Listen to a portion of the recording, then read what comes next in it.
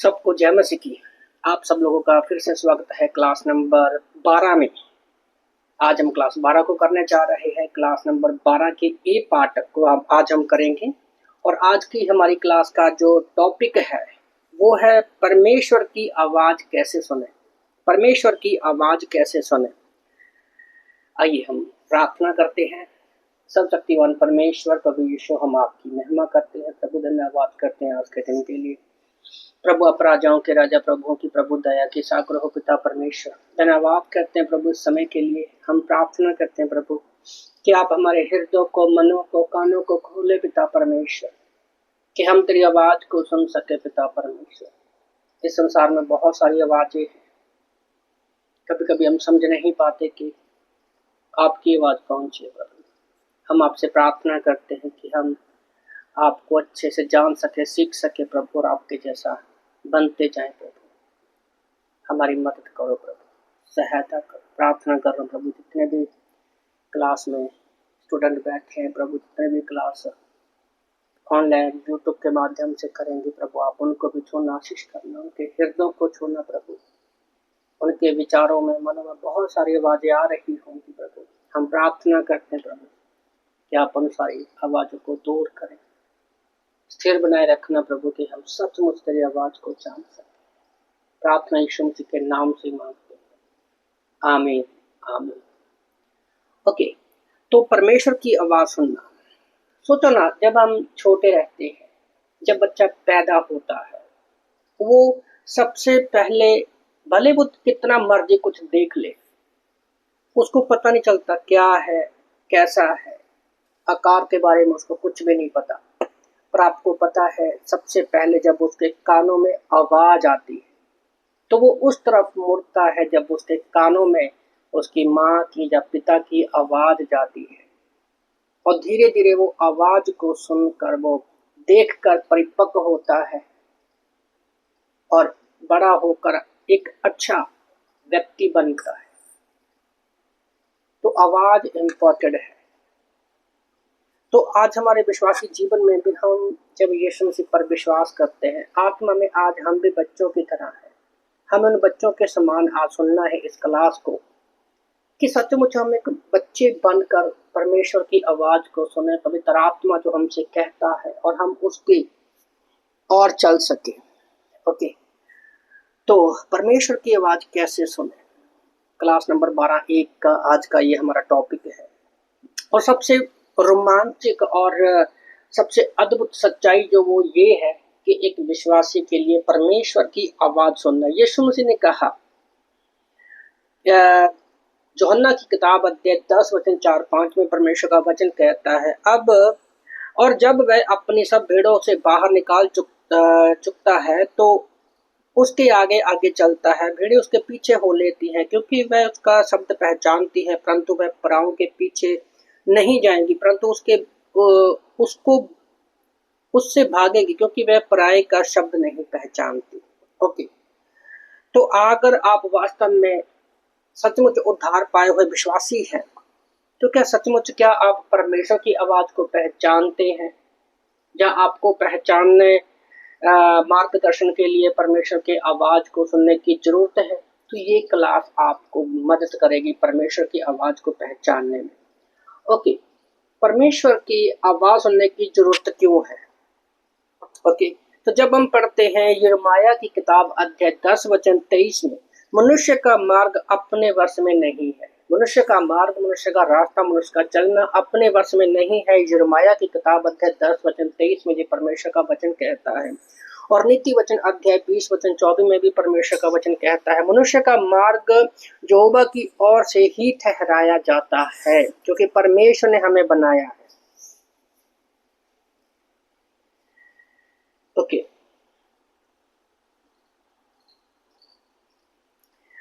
तो पास्टर बोलते यहाँ पर कि मेरा सबसे महत्वपूर्ण शब्द ये है, विश्वासी कभी भी अपने जटिल और व्यस्त जीवन के बीच में ये सीख सकता है कि कैसे हम परमेश्वर की आवाज को पहचाने। आप देख सकते हैं कि हम में से इतने सारे महत्वपूर्ण फैसले लेते हैं, जीवन के हर एक क्षेत्र में फैसले लेते हैं, अपने जीवन भर हमें उन्हें करना पड़ता है, और निर्णय हमारे भविष्य को भी प्रभावित करते हैं। ओके, जो परमेश्वर किसी से कहना चाहता है उससे कुछ जरूरी नहीं होगा, ये फायदेमंद नहीं है। ओके, और जब कभी परमेश्वर हमसे बात करता है तो परमेश्वर इस तरह से बात करता है कि हम उसकी कल्पना भी नहीं कर सकते कि परमेश्वर क्या कह सकता है। ओके, तो पॉइंट है, आज भी परमेश्वर हमसे क्यों बात करता है। तो पॉइंट है कि आज भी परमेश्वर हमसे क्यों बात करता है। तो इसके यहाँ पर पास्टर ने दो कारण दिए हैं। ओके, तो सबसे पहला है कि परमेश्वर आपसे वास्तव में प्रेम करता है और चाहता है कि आप उसकी मित्रता का आनंद लें। उत्पत्ति 3:8 में जब हम देखते हैं, परमेश्वर आदम हवा के पाप करने के बावजूद भी उनसे मिलने के लिए आया और वो आदम हवा को पुकारता है कि हे आदम तू कहाँ है। आज हम भी ऐसे हो सकते हैं कि शायद एक पाप की वजह से, जलन, कड़वाहट, गुस्से की वजह से हमारा रिश्ता परमेश्वर से टूट गया है। हम ऐसा सोच सकते हैं जैसे आदम ने सोचा, पर याद रखो परमेश्वर हमेशा आपसे प्रेम करता है और वो चाहता है कि हम उसकी मित्रता का आनंद लें। जैसे हमने पहली क्लास में भी देखा था कि परमेश्वर ने हमें रचा ही इसलिए था कि हम उसकी मित्रता का आनंद ले सके।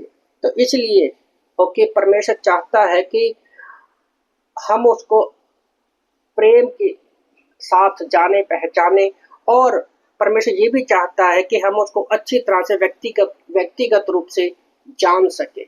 और ये तभी हो सकता है जब हम उसके सामने सुनने के लिए चुप रहना सीखना आना चाहिए। ओके, तो दूसरा पॉइंट है कि परमेश्वर कभी भी हमसे अभी भी हमसे बात करता है क्योंकि हमें वो प्रोत्साहन, आराम और मार्गदर्शन की जरूरत है। परमेश्वर को पता है कि हमें उत्साहित होने की जरूरत है, हम थके हुए हैं, हमें आराम की जरूरत है, हमें रास्ता नहीं पता है तो हमें सही मार्गदर्शन की जरूरत है।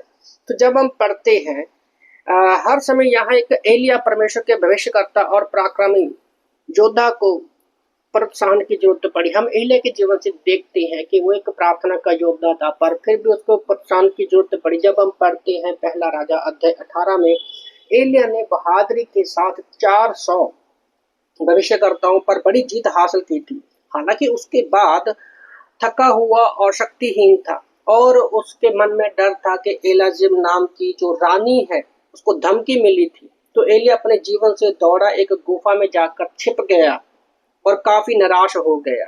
तो जब हम पढ़ते हैं पहला राजा 19 ओके 11 से लेकर 16 में, तो उस परिस्थिति में धीमी आवाज में एलिया से परमेश्वर ने बात की, और जब उस बात में जब परमेश्वर ने उससे की थी तो उसको प्रोत्साहन दिया, मार्गदर्शन दिया, और उसे प्रोत्साहन करने के लिए एलिया को परमेश्वर की आवाज सुनने की जरूरत पड़ी।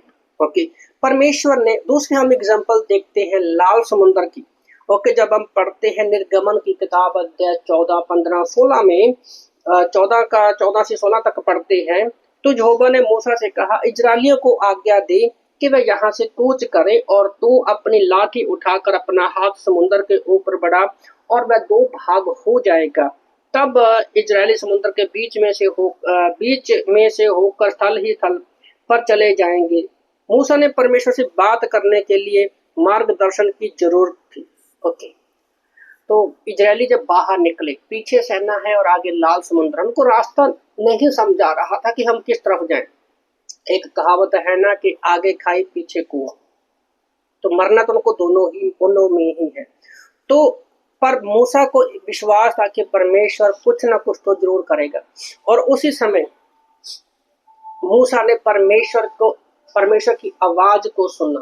ओके, और उसने अपनी छड़ी ऊपर की और लाल समुद्र 2 भाग में से हो गया और सारे के सारे इजरायली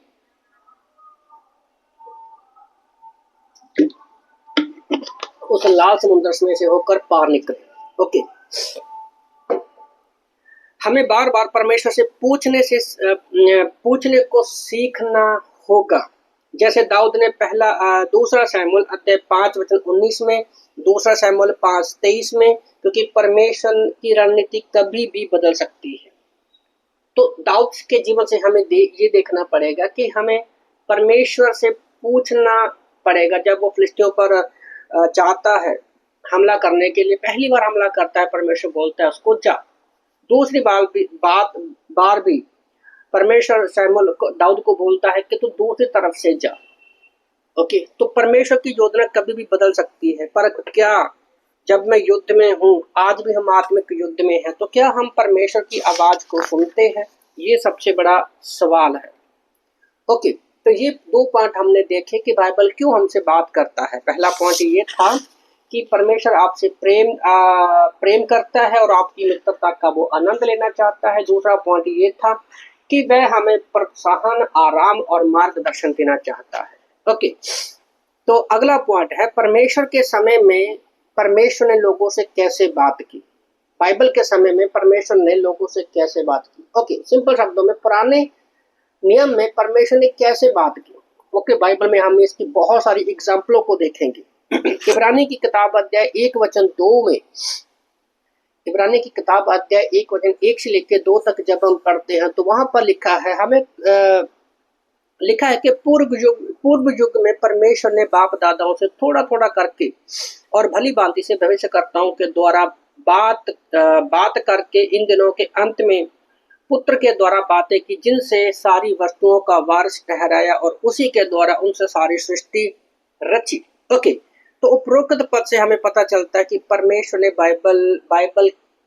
बाइबल में कई सालों के द्वारा अलग अलग तरीकों में बात की और अलग अलग दिनों में और अंत के दिनों में परमेश्वर ने पूर्ण रूप से हम पर अपने आप को प्रकट किया। ओके, तो आप एक सवाल पूछ सकते हैं, बाइबल के समय में परमेश्वर ने अपने लोगों से बात करने के लिए किन तरीकों का इस्तेमाल किया। ओके, तो इसके बारे में हम आगे बात करेंगे।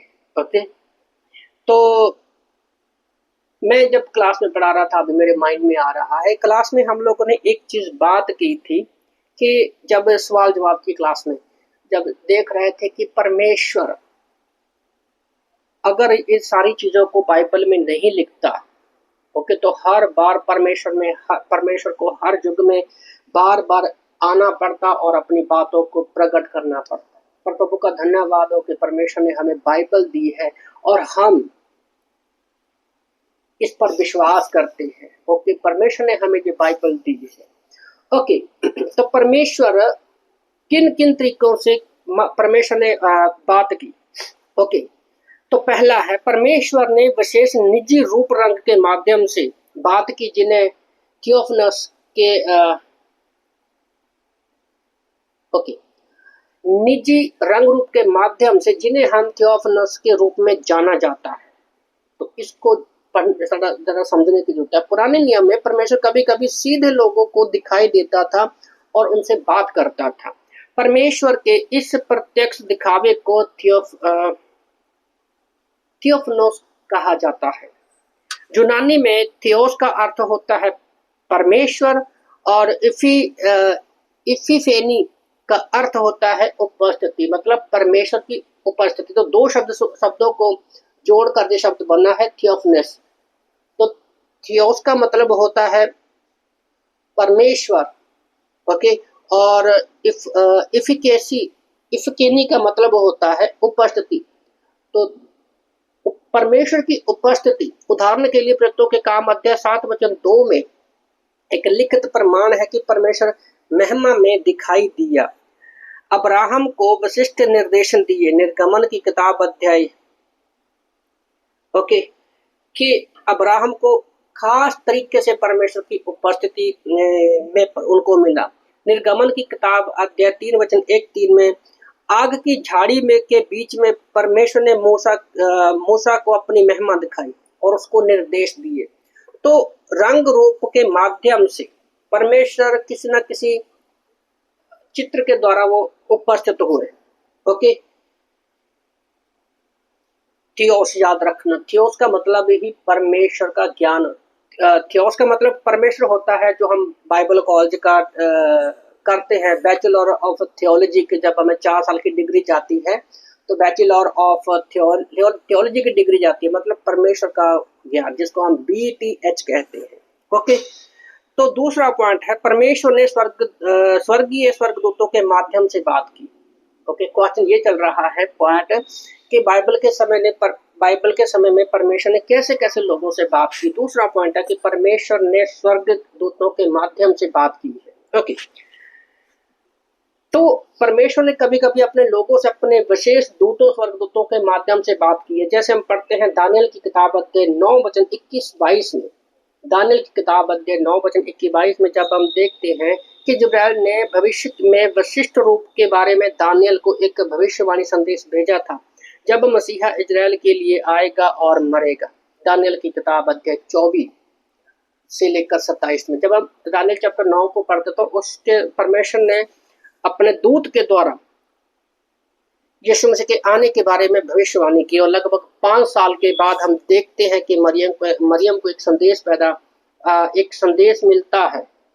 ओके, और वो कुंवारी है जिसके माध्यम से मसीहा का जन्म होगा। उस भविष्यवाणी को पूरा किया। लूका की किताब अध्याय 1 वचन 27 से लेकर 35 तक हम उसको देखते हैं। तो परमेश्वर ने स्वर्गदूतों के माध्यम से भी बात की है। तीसरा पॉइंट क्या है, परमेश्वर ने बाइबल में सपन और दर्शनों के माध्यम से भी बात किया है। ओके, कभी कभी परमेश्वर सपन के द्वारा, स्वप्न वो होता है जब हम रात को सो रहे होते हैं, हमारी आंखें बंद होती है, हमें नहीं पता आसपास में क्या हो रहा, तो स्वप्न में परमेश्वर हमसे बात करता है। बात की उस समय पुराने नियम में। और दर्शन और स्वप्न में अलग अलग है। दर्शन वो होता है जब हम जाग रहे थे। ओके, तो अपने लोगों से बात की। दानियल अध्याय 2 में परमेश्वर ने अपने भविष्यकर्ता दानियल को स्वप्न की एक श्रृंखला में 3 शक्तिशाली विश्व राजाओं फारस, ग्रीस और मसीह विरोधी के बारे में बताया स्वप्न में। ओके, कि बाबल के वर्तमान साम्राज्य में सफल होगा। ओके, तो उसी तरह से मत्ती की किताब अध्याय 1 वचन 20 से लेकर 24 तक जब हम पढ़ते हैं, मत्ती की किताब अध्याय 1 वचन 20 से 24 तक जब हम पढ़ते हैं, तो परमेश्वर ने एक स्वप्न में यूसुफ को कहा कि मरियम को अपनी पत्नी के रूप में ले ले। परमेश्वर ने उद्धार ना पाए हुए कुरनेलियस को भी दर्शन के द्वारा पतरस के लिए भेजा। ओके, तो सिंपल शब्दों में जो स्वप्न के माध्यम से दानियल को दर्शन दिया, और दर्शन के माध्यम से परमेश्वर ने यूसुफ को बताया कि मरियम को अपनी वाइफ बना ले। ओके, और कुरनेलियस जो अन्य जाति से आता है, ओके, पतरस के लिए भेजा। प्रेरितों के काम अध्याय 10 वचन 1 से 5 में तक हम लोग देखते हैं। चौथा पॉइंट है कि परमेश्वर ने भविष्यकर्ताओं के माध्यम से बात की। ओके, परमेश्वर ने अक्सर भविष्यकर्ताओं के माध्यम से बात की है। बाइबल में कई दिनों में विशेष संतों जहां भविष्यकर्ताओं को उठाया जो भविष्य की बातें करने के लिए परमेश्वर के आत्मा के चलाए चलते थे। भविष्यकर्ताओं ने कहा प्रभु कहता है, जब प्रभु योग कहता है, लोगों ने इस बात का पालन किया क्योंकि उन्हें पता था कि वह परमेश्वर से सीधे आया है। हम बहुत सारे नबियों को देखते हैं, बड़े नबियों को, छोटे नबियों को। हमारी एक क्लास भी है, बड़े भविष्यकर्ता, छोटे भविष्यकर्ता। तो प्रार्थना करो, अगर उस क्लास को आप पढ़ोगे तो आप अलग अलग भविष्यकर्ताओं के बारे में अच्छे से जान पाएंगे। ओके, तो परमेश्वर ने ज्यादातर जो बात किया है, परमेश्वर ने भविष्यकर्ताओं के द्वारा, जब अपने नबियों के द्वारा बात किया है। मैं पहली क्लास में हम लोगों ने ये भी सीखा था कि जो शब्द है प्रभु कहता है, यहोवा की ये वाणी है, जब प्रभु ने कहा है, ये शब्द 3808 बार से भी ज्यादा बार बाइबल में इस शब्द का इस्तेमाल किया गया है। ओके, तो 5वां पॉइंट है परमेश्वर ने पवित्र आत्मा के माध्यम से भी बात की। ओके, परमेश्वर ने अक्सर अपने लोगों को सीधे पवित्र आत्मा के माध्यम से बात की। उदाहरण के लिए लूका की किताब अध्याय 2 वचन 25 से लेकर 27 तक जब हम पढ़ते हैं, एक सिमोन नाम का जो व्यक्ति था, पवित्र आत्मा ने उस पर प्रकट किया कि वह तब तक नहीं मरेगा जब तक वो यीशु मसीह का मुख को नहीं देखेगा। हम जानते हैं इस कहानी को कि जब उसको वो बाद में गोद में लेता है, ओके, और परमेश्वर की महिमा करता है। ओके, तो ये था, हमने देखा कि पुराने नियम में परमेश्वर बाइबल के लोगों से किस तरह से बात की। तो आज परमेश्वर किस प्रकार से बोलते हैं। ओके, तो कृपया समझे, परमेश्वर राजा है और आज भी अपने उपयुक्त तरीकों से अपने लोगों से बात कर सकता है। अक्सर वह चुनता है, परमेश्वर चुनता है। फिर भी मेरी राय है कि परमेश्वर शायद ही कभी के स्वर्गदूतों या दृष्टांतों के माध्यम से बोलते हैं। ओके, तो इस पर पास्टर कहना चाहते हैं कि हाँ, जैसे परमेश्वर ने 5 तरीकों से पुराने नियम में बात की, बाइबल में बात की, बहुत सारे एग्जाम्पल देखते हैं, पर आज बहुत कम चांसेस हैं कि परमेश्वर सपनों के द्वारा, स्वर्गदूतों के द्वारा या दृष्टांतों में परमेश्वर हमसे बोलते हैं। ओके, तो हालांकि यहाँ पर पास्टर कहते हैं अंतिम जवाब के आहता प्रदान करना चाहता हूँ। इसका अर्थ वह नहीं कि परमेश्वर कभी भी स्वर्गदूतों, स्वप्नों या दृष्टांतों के माध्यम से बात नहीं करते। परमेश्वर बात कभी भी किसी से कर सकते हैं, पर जरूरी नहीं है कि हर बार ही ऐसा हो। ये अनुमान लगाया गया है कि 25% से अधिक मुसलमान जो मसीह के पास आते हैं उनको परमेश्वर ने सपनों में बात की है। हमारे एक पास्टर पीटर अकबर, उनको भी परमेश्वर ने सपनों में बात की थी।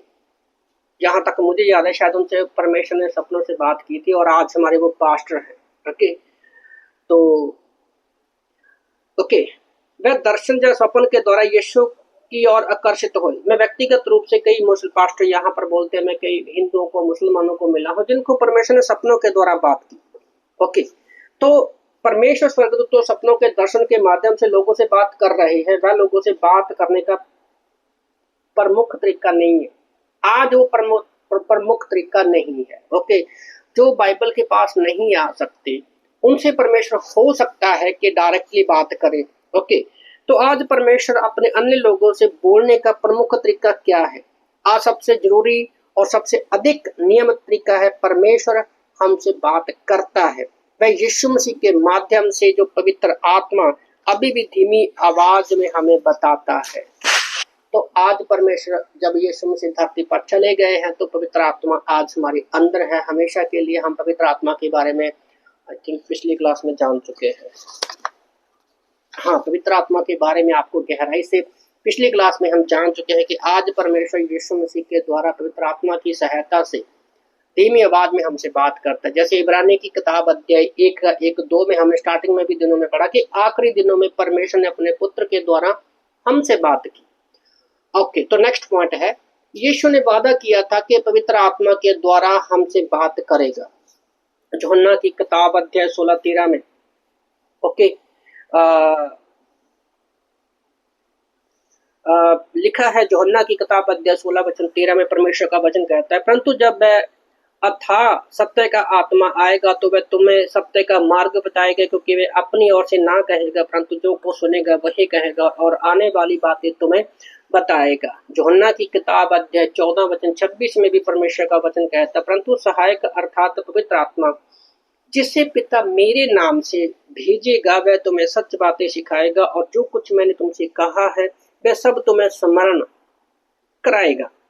ओके, इस प्रकार आज मेरा मानना है कि परमेश्वर हमारे साथ बोलने के लिए सबसे पहला तरीका जो है ओके वो आज परमेश्वर हमसे पवित्र आत्मा के द्वारा बात करते हैं। बाइबल कंप्लीट होने के बाद याद रखो, आज भविष्यकर्ताओं की, नबियों की जरूरत नहीं है। ओके, आज बाइबल जो है वो कंप्लीट हो चुकी है। ठीक है, तो इसमें भी 2 सब पॉइंट है। उसके पहले से प्रेरित के वचन के द्वारा ओके तो सबसे पहले परमेश्वर हमसे बात करता है अपने वचन के द्वारा, मतलब बाइबल के माध्यम से। 2 तीमुथियुस अध्याय 3:16 को जब हम पढ़ते हैं ओके के संपूर्ण पवित्र शास्त्र परमेश्वर का वचन है ओके और परमेश्वर की प्रेरणा से रचा गया है। और पहला पत्रस 1:19 में भी परमेश्वर का वचन कहता है, पहला पत्रस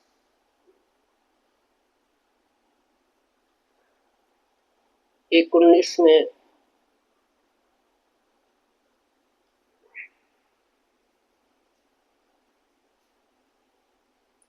कि हाँ कि पर निर्दोष और निष्कलंक मेमने अर्थात मसीह के बहुमूल्य लहू के द्वारा मसीह को जगत की सृष्टि से पहले ही चुन लिया गया था, पर अब इस अंतिम युग में तुम्हारे लिए प्रकट हुआ, जो उसके द्वारा उसके परमेश्वर पर विश्वास करते हैं, जिसने उसमें मरे हुए में से जिलाया और महिमा दी कि तुम्हारा विश्वास और आशा पर हो। तो यीशु मसीह तो पृथ्वी के बनाए जाने से पहले ही हमारे लिए घात किया गया। ओके, तो अंतिम युग में वो प्रकट किया गया। ओके, तो परमेश्वर हमसे बात करता है सबसे पहले वचन के द्वारा, बाइबल के द्वारा। दूसरा है पवित्र आत्मा के माध्यम से, जैसे हमने ऊपर वचनों को पढ़ा, यूहन्ना की किताब अध्याय 16-13 से लेकर 14 के अनुसार। ओके, परमेश्वर फिर भी दूसरी बात ये पुष्टि करता है कि परमेश्वर के आत्मा परिस्थितियों और अन्य ईश्वरीय लोगों के माध्यम से भी हमसे बात करता है। इसके अलावा भी परमेश्वर हमसे कई तरीकों से बात करता है, हम उन उदाहरणों को देखेंगे। तो पवित्र आत्मा, अभी हम देखेंगे कि पवित्र आत्मा द्वारा यीशु ने अपनी कलीसिया से कैसे बात की, और उसके कुछ हम उदाहरणों को देखेंगे। ओके, तो शुरू की जो कलीसिया थी, परमेश्वर लोगों से बात की। प्रेरितों के काम अध्याय 8:29 में लिखा है कि फिलिप्पुस गाजा पट्टी पर जा रहा था, उसको खोजे के रथ पर देखा। खोजे की कहानी हमने क्लास में भी पढ़ी था, बपतिस्मे के बारे में कई बार इसका जिक्र हो चुका है। तो खोजा जब जा रहा था, वो बाइबल पढ़ रहा था, उसको समझ में नहीं आ रहा था, तो फिलिप्पुस को परमेश्वर का आत्मा उठा के उसके पास लेके जाता है, उसको वो यशायाह 53 पढ़ रहा होता है, उसका मतलब समझाता है, और वो बपतिस्मा लेता है। तो पवित्र आत्मा उसको लेके गया, फिर उसको वापस भी ले जाता है, फिर दोबारा वो कभी नहीं दिखे। उसी तरह से प्रेरितों के काम अध्याय 10:19 में हम देखते हैं कि कुरनेलियुस द्वारा भेजे मनुष्यों को, 3 मनुष्यों को कुरनेलियुस भेजता है, और पवित्र आत्मा उसको कहता है पतरस को कि इनके साथ चला जाइए, कुरनेलियुस के घर जाना अच्छा है तुम्हारे लिए। ओके, तो प्रेरितों के काम अध्याय 13:2 में भी जब अंताकिया में कलीसिया के मुख्य अगुए उपवास और प्रार्थना कर रहे थे, ओके, अगुए प्रार्थना कर रहे, तो उस समय भी पवित्र आत्मा ने कहा कि सिलास और पौलुस को अलग करो, बरनबास और साउल को मेरे लिए अलग करो, जो बाद में पौलुस बना। ओके, बरनबास वो व्यक्ति है जो पास्टर भी था, और विश्वास करने के बाद पौलुस कहीं कुछ समय के लिए दूर हो गया था। ओके, तो बरनबास ने साउल को ढूंढ कर लेकर आया, पौलुस को ढूंढ कर लेकर आया, और उसी ने चेलों से मिलवाया। ओके, तो उसने अंताकिया के जो अगुए थे, आत्मा के मार्गदर्शन पालन किया, तो परमेश्वर का राज्य के लिए अंताकिया तक पहुंचाने के लिए अद्भुत दरवाजे खोल दिए। ओके, तो कहा कि इसको अन्य जाति में ये मेरा सुसमाचार का प्रचार करेंगे। ओके, तो आप 3 बातें हैं जो आत्मा ने कैसे बात की थी, हमें 3 बातें जो याद रखनी है। पहली बात कि जब प्रभु का आत्मा बात करता है तो वो आम तौर पर गपशप में सम्मिलित नहीं होता। परमेश्वर हमेशा बिंदु पर होता है, उसके पास कहने के लिए कुछ होता है, ये ठीक से संपेत में कहता है। तो परमेश्वर का जब आपसे आत्मा बात करेगा तो उसमें लंबी चौड़ी गपशप नहीं होगी, टू दी पॉइंट परमेश्वर आपसे बात करेगा, और वो छोटी बात होगी, धीमी सी आवाज। ओके, दूसरा पॉइंट है कि जब प्रभु का आत्मा आपसे बात करता है और अगुवाई करता है तो इसे आमतौर पर अनुवाद मिलेगा, और अन्य ईश्वरीय आत्मा से भरे हुए पुरुषों और महिलाओं के द्वारा एक अच्छे निर्णय के रूप में उसकी पुष्टि की जाएगी। परिस्थितियां भी ये पुष्टि करने के लिए इंगित करेगी कि ये परमेश्वर की ओर से है। ओके, जब परमेश्वर आपको कोई बात करेगा, ओके, तो ऑटोमेटिकली वो एकदम स्पीक एंड क्लियर होगी। ओके, और जिस आप परिस्थिति में हो, वो भी परिस्थितियां अपने, कभी कभी होता ना कि परिस्थितियों को देखकर हम लोगों के मन में डर रहता है, पता नहीं क्या चल रहा है क्या नहीं हो रहा है। जब परिस्थितियां आपको ये बताना शुरू कर दे कि जो कुछ भी हो रहा है अच्छे के लिए हो रहा है, तो इससे पता चलता है कि पवित्र आत्मा हमसे बात करता है। ओके, तीसरा पॉइंट, कभी कभी आत्मा हमें कार्य को रोक कर कुछ अन्य कार्य करने को कहता है। कभी कभी होता है ना, हम लोग कंटिन्यू चल रहे होते हैं तो परमेश्वर वहां पर हमें फुल स्टॉप लगा देता है और हमें कुछ और काम करने को कहता है। ये कई बार हुआ है हमारे साथ। जैसे ही मेरा 3 साल का बाइबल 2 साल का बाइबल कॉलेज कंप्लीट हुआ, तीसरे बाइबल कॉलेज की पहली क्लास थी और मैं बैठे बैठे ही मेरे शोल्डर पेन ऐसा हुआ तो कि मैं पीछे ही गिर गया, और समझो कि मैं लेफ्ट जाना है या राइट की तरफ उठना है तो मुझे 10 मिनट का समय लगता था, इतना ज्यादा पेन हो रहा था। तो उस समय में मैं प्रार्थना करने लगा। मैंने कहा परमेश्वर, मैंने एक ही सवाल किया, मैंने कहा परमेश्वर, सारी क्लासेस कर रहा हूँ, हफ्ते में हमारी 7 क्लास होती थी तो मैं क्लासेस भी कर रहा हूँ, 3 बाइबल स्टडी है वो उसमें भी जा रहा हूँ, और कम से कम हमारी 3-4 सभाएं होती मैं उसमें भी जा रहा हूँ, सब कुछ तो मैं कर रहा हूँ, फिर मेरा इस तरह से बीमार होने का रीजन क्या है? तो विलाप गीत अध्याय 3 वचन 28 के द्वारा परमेश्वर ने मुझसे बात की कि चुपचाप मैं वचनों को पढ़ना। वो वचन मुझे उस समय पहली बार याद हुआ था। तो पवित्र आत्मा ने जैसे बात किया मुझसे कि मैं क्यों ऐसा हूं, कभी कभी हम सवाल पूछते हैं और जरूरी भी है। तो उस विलाप गीत अध्याय 3 में परमेश्वर ने मुझसे बात की। विलाप गीत अध्याय 3 वचन 28 में, वह जानकर अकेला चुपचाप रहे कि परमेश्वर ने ही उस पर ये बोझ डाला है। तो चुपचाप रहने के लिए मुझे परमेश्वर ने कहा, तो मैं चुपचाप हो गया कि परमेश्वर की ओर से है। सोचो ना, पवित्र आत्मा ने मुझे जो वचन दिया और मेरे जितने भी मन में सवाल थे वो सारे क्लियर हो गए। मैं चुपचाप रहा, मैंने कहा जो भी तकलीफ है, जो भी परिस्थिति है, परमेश्वर की ओर से, और मैं शांत रहा। और 5वें दिन जब मैं थोड़ा ठीक हुआ, उसके 2 दिन बाद ही, मतलब मंडे से क्लासेस स्टार्ट थी तो 5 दिन में बेड पे रहा, तो अगले मंडे से मुझे क्लास पढ़ाने के लिए बोला गया। तो वो मेरे लिए एक अलग ही एक्सपीरियंस था, क्योंकि कभी कभी परमेश्वर चाहता है जो हम कर रहे हैं उसको रोक देता है, चाहता है कि हम कुछ और काम करें। तो प्रभु का धन्यवाद हो कि कभी कभी हमें कामों को जॉब की तरह नहीं करना, एक रूटीन नहीं बना ले कि ऐसा करना ही है। कभी कभी रुको, सोचो कि परमेश्वर आपसे क्या बोल रहा है। तो प्रभु मुझे एक्चुअली तैयार कर रहा था उन 5 दिनों के अंदर। प्रार्थना में, वचन में मेरा कई समय जा रहा था और मुझे लग रहा था कि मैंने 5 क्लास को मिस कर दिया, क्योंकि 5 अलग अलग क्लासेस होनी थी हमारी साथ। मैंने सोचा था अलग अलग मिस कर दिया, पर ऐसा नहीं हुआ। तो उसके बाद मैंने क्लास को पढ़ाया। एमटीसी में पहली बार वो समय था कि मैं क्लास पढ़ा रहा था। ओके, तो पवित्र आत्मा आज हमसे बात करता है। जब हम पढ़ते हैं प्रेरितों के काम अध्याय 16 का 6 से 10 में कि फ्रूगिया और गलातिया देशों में से होकर पवित्र आत्मा ने उन्हें एशिया में वचन सुनाने से मना किया और उन्हें मूसिया के निकट पहुंचकर बितौनिया में जाना था, परंतु यीशु का आत्मा ने उनसे जाने ना दिया। वे मुखिया से होकर त्रोआस में आए और पौलुस ने रात को एक दर्शन देकर एक मकदूनी पुरुष को खड़ा हुआ, उससे विनती करके कहता है कि पार उतर कर मकिदुनिया में आ जा और हमारी सहायता कर।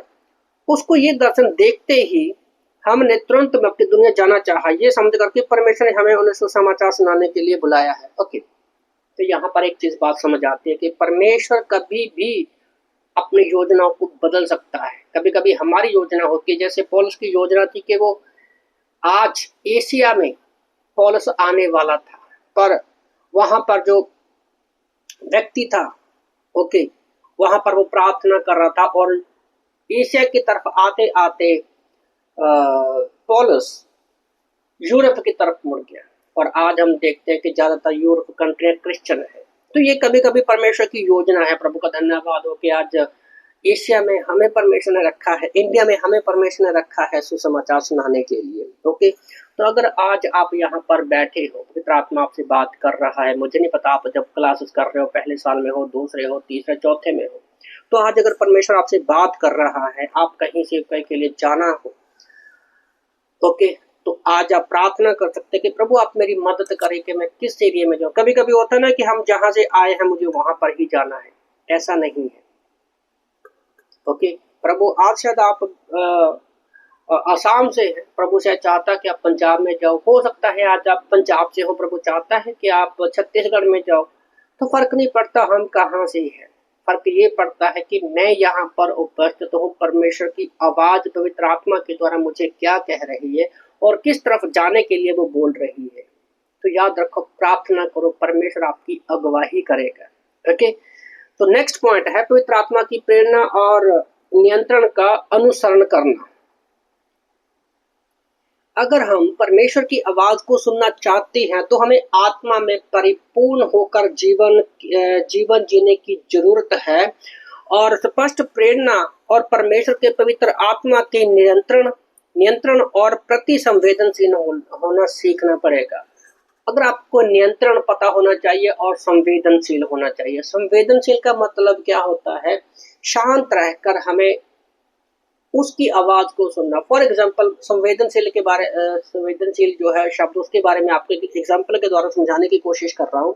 हम हॉस्पिटल में जाते हैं, मरीज के पास आराम से बैठते हैं, कोई शोर शराबा हल्ला गुल्ला हम लोग नहीं करते, क्योंकि हम उस मरीज के पास आए हैं बड़े संवेदनशील होकर, शांत मन से उसकी और हमारा ध्यान है कि कहीं उसको कोई नुकसान ना हो जाए, उसको कोई परेशानी ना हो। तो वो संवेदनशील, जब हम परमेश्वर की आवाज को सुनते हैं, उस संवेदनशील जीवन हमारा होना चाहिए, क्योंकि परमेश्वर आपसे कभी भी बात कर सकते हैं। तो यहाँ पर पास्टर एक गवाही दे रहे हैं, वोना फ्लेमिंग। ओके, वोना फ्लेमिंग नाम का एक व्यक्ति था, एक पास्टर था। तो ओक्लाहोमा में अपने सुसमाचार सुनाने की सभा के लिए जा रहा था।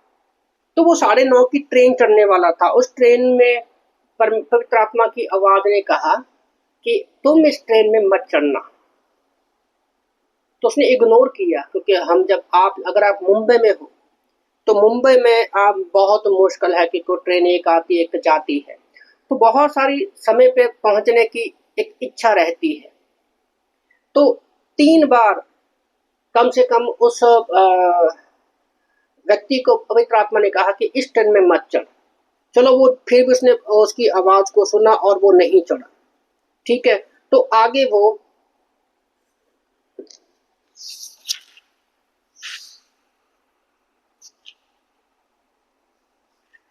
ओके, तो उसके बाद वो उस ट्रेन को नहीं लेता, तो वो बाद वाली ट्रेन लेता है। आगे थोड़ी दूर जाने के बाद, अब उसको तो समय पर पहुंचना था, मन में बहुत सारे सवाल थे, पर उसने संवेदनशील होकर उसकी आवाज को सुना।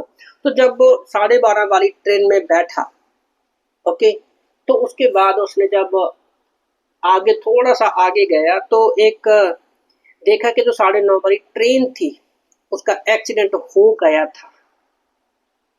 ओके, उसका एक्सीडेंट हो गया था और इसी वजह से उसने परमेश्वर का धन्यवाद किया। तो परमेश्वर कभी कभी हमसे बात करता है। तो जैसे पॉइंट है ना कि हमें पवित्र आत्मा की प्रेरणा की जरूरत है, उसके नियंत्रण की जरूरत है, और हमें अनुसरण का मतलब होता है कि हमें वैसा करना ही है। ओके, उसके अनुसरण करने की जरूरत है।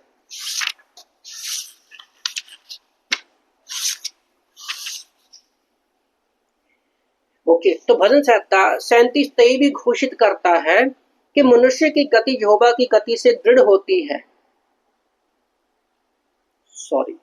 मनुष्य की गति यहोवा की ओर से दृढ़ होती है, उसके चलन से वह प्रसन्न रहता है। ईश्वरीय प्रार्थना योद्धा जॉर्ज मुller ने कहा था, एक अच्छे व्यक्ति के कदम और साथ साथ ही उसका ठहराव परमेश्वर द्वारा सुखद होता है हमारे लिए। हमें याद रखना चाहिए, मसीह ने अपनी कुंजी का उपयोग द्वार को खोलने और बंद करने के लिए किया है, वो वादा किया है। तो उस समय प्रकाशित वाक्य अध्याय 3 का 7-8 में हम पढ़ते हैं ना कि परमेश्वर के पास वो कुंजियां है जिसको कोई खोल नहीं सकता। अगर बंद करता है, अगर ठीक है तो खोला है, कोई बंद नहीं कर सकता, बंद किया तो कोई खोल नहीं सकता।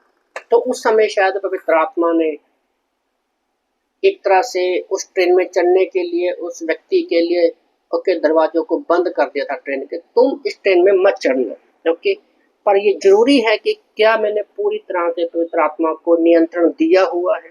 ओके ओके, तो अगला पॉइंट है, परमेश्वर की अगुवाई निर्णायक होती है। परमेश्वर की अगुवाई निर्णय लेने में हमारी मदद करता है। ओके, प्रेरितों के काम अध्याय 16 वचन 6 से लेकर 10 तक जब हम पढ़ते हैं मकिदुनिया दर्शन की घटना। ओके, मकिदुनिया जो पिछले अभी थोड़ा टाइम पहले मैंने बताया ना कि यूरोप की ओर मुड़ गया पौलुस पवित्र आत्मा की आवाज को सुनकर। तो मकिदुनिया की घटना से पौलुस ने निष्कर्ष निकाला कि परमेश्वर ने उसे मकिदुनिया में सुसमाचार देने और प्रचार करने के लिए बुलाया था। निष्कर्ष निकाला। ओके, तो मतलब एक निर्णय पर हम पहुंचते हैं। जब हम हमारे मन में बहुत सारी बातें होती हैं, हम एक निर्णय निकालते हैं। तो निष्कर्ष निकाला जो यूनानी शब्द का अनुवाद है। निष्कर्ष निकालने का मतलब अलग अलग तथ्यों को एक साथ मन में लाना। अलग अलग तथ्यों को एक साथ मन में लाना, निष्कर्ष निकालने का मतलब ये होता है।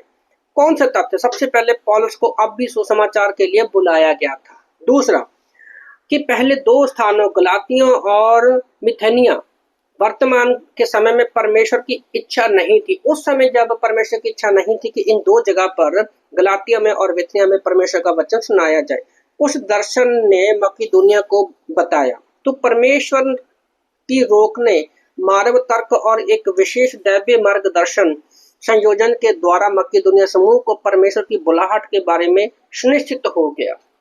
तो परमेश्वर ने वहां से मना किया, तो मकिदुनिया के समूह को परमेश्वर की बुलाहट के बारे में पहले से ही एक निष्कर्ष निकाला कि मुझे मकिदुनिया की ओर जाना है। ओके, तो एक पास्टर है पादरी जेफ फ्लैशनी, 14 वर्ष के लिए चीन के मिस्र हमारे ग्रेटर ग्रेस की एक पास्टर है पास्टर जेफ फ्लैश ने 14 वर्ष के लिए चीन में मिशनरी के रूप में सेवा की। Greater grace world outreach GGWO याद रखो, ये जो greater grace fellowship, okay, GGF जो है, चाहे वो अंधेरी हो, पंजाब हो, बरनाला हो, है लखनऊ हो, कानपुर हो, राजस्थान हो, छत्तीसगढ़ हो, असम हो, जो GGF ग्रेटर ग्रेस फेलोशिप हम किसका हिस्सा है? ग्रेटर ग्रेस वर्ल्ड आउटरीच का हिस्सा है, और ये बोल्टीमोर में पास्टर स्टीवन के द्वारा शुरू किया गया था। तो हम उनका हिस्सा है। Okay, greater grace world outreach के तहत उन्हें चीन भेजा गया था। कैसे परमेश्वर ने उन्हें चीन जाने के लिए अगुवाई की, ये एक अद्भुत उदाहरण है कि पादरी जेफ फ्लेक्स की बात कर रहे हैं। तो वह एक अद्भुत उदाहरण है कि पवित्र आत्मा ने विश्वासी की अगुवाई कैसे करता है। जेफ एक जवान आदमी था, ओके, जो लेकिन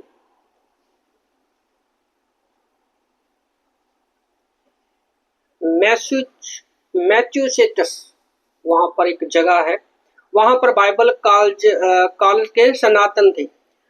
तब परमेश्वर उनके दिल में चीन के लोगों को मसीह तक पहुंचने के लिए एक बोझ डाला। कई सालों तक उन्होंने चीन के बारे में और उनके सुसमाचार की आवश्यकता को ध्यान दिया। चीन में मिशन के काम की कहानियां पढ़ी और चीन के लिए प्रार्थना की। तो पास्टर जेफ के दिल में परमेश्वर ने चीन जाने के लिए मन में डाला, तो उसके बारे में वो सारी जानकारी लेने लगे। एक दिन मिशन सम्मेलन के बाद परमेश्वर ने उनसे बात की कि अभी जाने का समय है।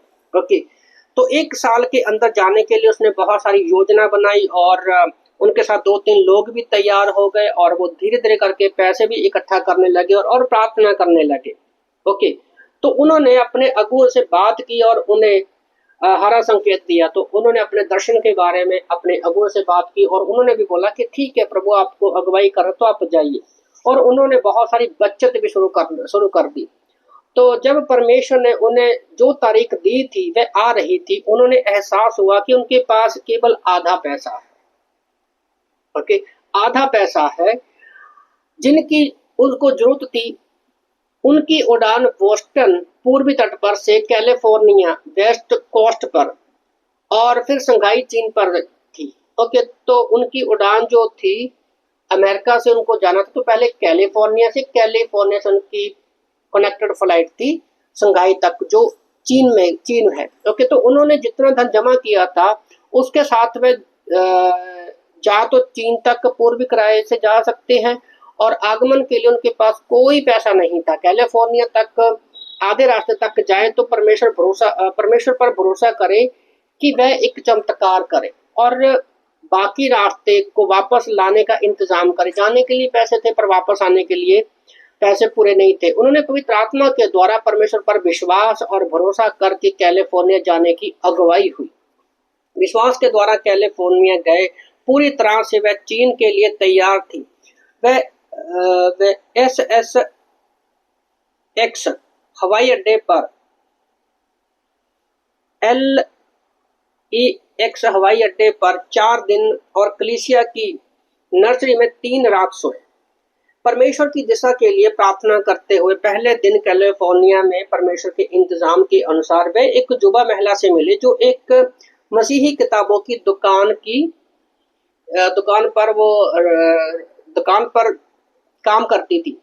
जेफ और अन्य लोगों ने उस दर्शन को उसके साथ साझा किया जो परमेश्वर ने चीन की सेवकाई के लिए उनके हृदय में डाला था। जो दुकान पर काम करते थे, बाइबल की किताबों की दुकान पर लेडी बात करते, तो पास्टर जेफ ने और उनके लोगों ने चीन का जो दर्शन था कि हम चीन में सेवकाई करने के लिए जा रहे हैं, तो वो दर्शन शेयर किया।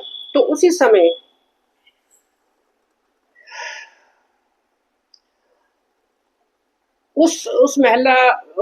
उस महिला ने उनके जीवन देखे, क्योंकि वे सड़कों पर 7 दिनों के लिए आत्माओं को जीतने में लगे हुए थे और उन्होंने परमेश्वर और वचन की गवाही देते हुए सुना। तो जब वो कैलिफोर्निया में थे, वो वहां पर रुकते हुए भी सुसमाचार सुना रहे थे। तो उस महिला ने उनके जीवन को देखा था और 7वें दिन उनसे कहा, ठीक है, आप जा सकते हैं, मेरे पास आपके लिए पैसा है। उनसे जेफ ने कहा, मेरा मानना है कि परमेश्वर ने मुझे 1 साल पहले चीन के लिए धन बचाने के लिए नेतृत्व किया था ताकि मैं एक दिन चीन जा सकूं, लेकिन अभी के लिए मैं नहीं जा सकती। परमेश्वर मुझे देने के लिए वहां से वापस लाने की जरूरत को पूरा करने के लिए प्रयत्न कर रहा है। वह उस सप्ताह चीन गए। तो जो पैसे की कमी थी, वो औरत भी चीन जाना चाहती थी, पर उसके पास वो पूरे पर्याप्त पैसे नहीं थे, तो वो पैसे परमेश्वर ने वो उसके लिए प्रबंध किए। तो ये 29 साल पहले की बात कर रहे हैं, 29 साल पहले, मतलब ये किताब 2017, 18, 19, 20, 21, 22, 23, 24, 25, 29, 30, 31, तो कम से कम 37 साल पहले। आज जब मैं क्लास, आज जो डेट है अक्टूबर 25, ओके, अक्टूबर 25 को मैं क्लास सितंबर कितनी तारीख का, हाँ 25/9/2025 को मैं इस क्लास को पढ़ा रहा हूँ। 25/9/25 को इस क्लास को पढ़ा रहा हूँ। तो पूरे लगभग 37 साल हो चुके हैं इस घटना को, कि कैसे आज GGSW को चीन में कई सारी कलीसियां स्थापित की हुई है और वहां पर बाइबल कॉलेज भी है। और हमेशा याद रखना चाहिए कि जब हम परमेश्वर की आवाज सुनते हैं तो वह हमारे जीवन के लिए सबसे रोमांचक और सहायक कार्य को करने में परमेश्वर हमारी मदद करता है। ओके, तो इस क्लास को यहीं पर हम समाप्त करते हैं। 5 मिनट का ब्रेक लेंगे, मिलते हैं अगली क्लास में। सबको जय मसीह की।